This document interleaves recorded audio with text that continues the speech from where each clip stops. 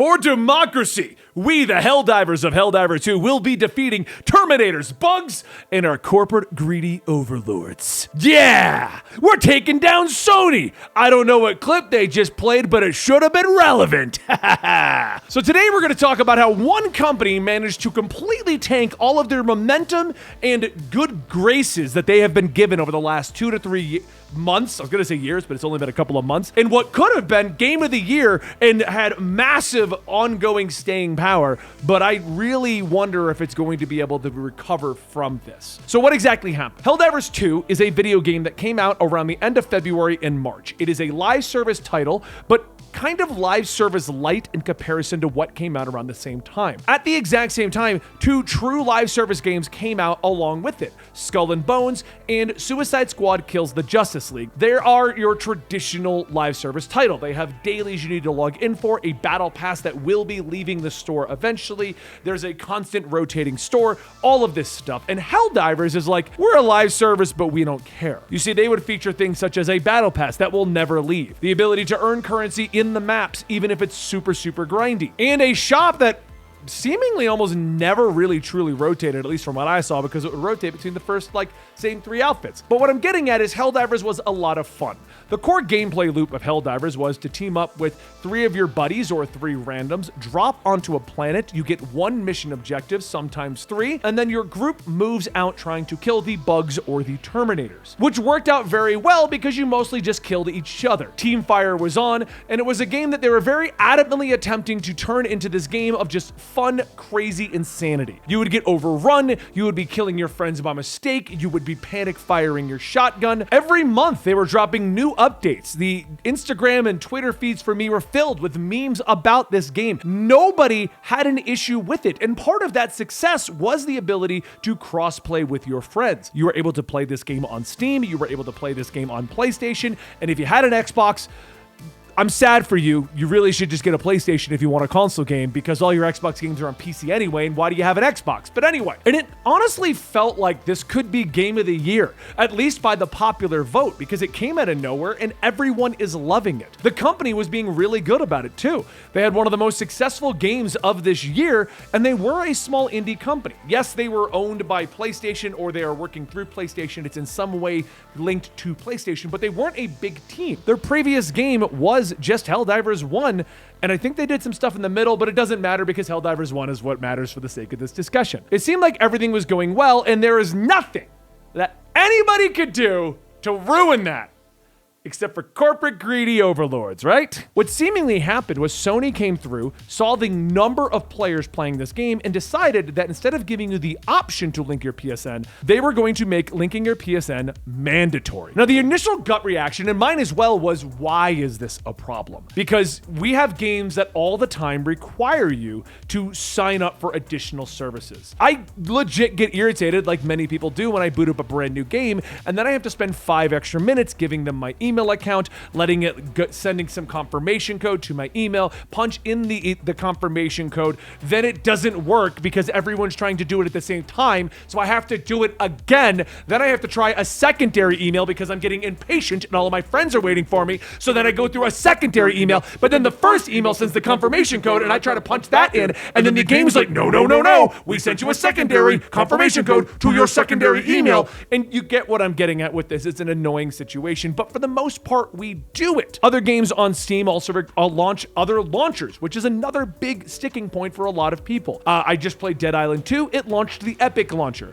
If you're playing a game like Assassin's Creed, it's going to launch the Ubisoft launcher. Or Rainbow Six, I think, is a better example because some older Assassin's Creeds don't do that. But either way, you know what I'm saying. Why did the internet freak out for something that has become commonplace for the last 10 years? As a matter of fact, the Helldivers community managers even said, there's like 14 other games requiring this. Why are you guys treating this like a big deal? Well, it's because they weren't giving an option. You see, I know a lot of people who, primarily because of privacy concerns, don't want to sign up for countless launchers, countless accounts, countless things. And the reason is we're in a day and age where everyone has data leaks and data hacks. Now, you can be smart about it and have alternate emails, fake information, and that way if it gets out there, who the hell cares? Or you can be like a normal person that's not like me and have one major account that you use and you don't want to have it in 900 places. Most games will tell you upfront if you have to sign for an additional service. And I know people who will not get a game based entirely on that. The issue is that Helldivers 2 was requiring this 2 months after the launch. And while, yeah, we could just be like, well, it sucks, but you gotta deal with it. But there was an even bigger problem here. You see, PlayStation Network and the accounts that are associated with that are not worldwide. Much like many streaming services, they're primarily in the US and Canada, and then some stuff in the UK, and then everything to the right of the UK for the most part is like a dead void of not having service with PlayStation Network until you reach Japan. I don't know if you're aware of this, but that whole middle section from like London to Japan is quite large. And there's a lot of people who want to play video games. You see, by forcing PlayStation Network as not an option, but a forced mandatory thing, everyone in that blacked out zone now no longer could play Helldivers 2. Everyone started review bombing the game, like to oblivion. It went like in the most downward spike I've seen in a game in a very long time. Then, due to the fact that they would soon not be able to play Helldivers 2, many people started getting refunds from Steam. The refund count got so high that Steam started delisting the game in regions where there would be no PlayStation Network. It got so bad that even I believe it was the president or somebody over at the company running Helldivers 2 put out a tweet and was like, we don't even know what to do about our game being delisted. Now, to make matters worse, you had also other situations going on, such as community managers over at Helldivers 2 making statements that were very kind of aggressive along the lines of like, I thought you were gonna uninstall and get a refund, or to people who threatened to leave the Discord, or the guy who said things like, I don't know why this is a big deal. It's a trivial thing for you to sign up for a PlayStation Network account, which is kind of, you can't really make the argument that what I want you to do is trivial if I'm the one making you do the trivial thing. If I were to make my employees come to work and they drove one straight road to my house, and I was like, you know what I want you to do? I want you to take the highway and go around everything until you get to my house. And they respond with, why, Benny? Why do we have to do that? And my response is, it's trivial. Why are you even asking me? Just do what I said. You'd still be mad at me, wouldn't you? Because like, you're still making me do this. I'll do it because I want my job, but you're making me do a roundabout method just for shits and giggles. The backlash got so bad that I saw something I almost never see, and I don't really know why. Honestly, I feel that this decision was made because of the delisting. Sony came out and said, we're taking that back. We aren't doing this. They literally backpedaled in 4 days. They saw how much damage they had done to Helldivers and how many people were leaving, how many people were refunding, how many people were just going negative against Helldivers, and they straight up said, we're still investigating the PC landscape. We realize we made an error by forcing this. We're going to go back on it. Which on paper sounds good.